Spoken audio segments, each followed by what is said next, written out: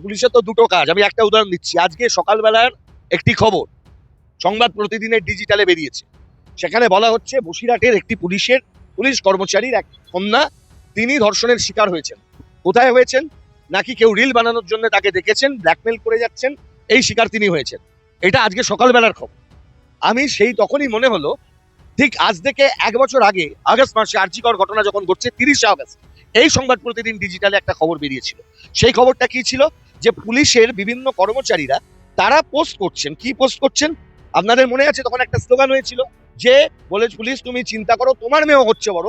পাল্টা স্লোগান কোনো রাজনৈতিক দল দেয়নি, পুলিশের পক্ষ থেকে বলা হয়েছিল পুলিশের মেয়ে চিন্তা করো, চিন্তা ছাড়ো, সে লড়াই করেই হচ্ছে বড়।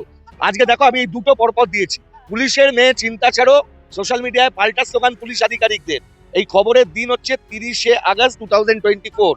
আর রিলস তৈরির নামে পুলিশ মেয়েকে ধর্ষণ, বসিরহাটে গ্রেপ্তার ইউটিউবার নাবালক ছেলে। সুপ্রতিম সরকারদের পরিবারের কিছু হবে না, এই আইপিএস যারা বসে আছে এদের কিছু হবে না, রাজীব কুমারের মতন ছাড় পাবে। পুলিশের মেয়েও সুরক্ষিত নয় এই বাংলায়। তাহলে পুলিশের মেয়ের চিন্তা করতে হবে, কারণ পুলিশও উদ্দি খুললে একজন সাধারণ মানুষ।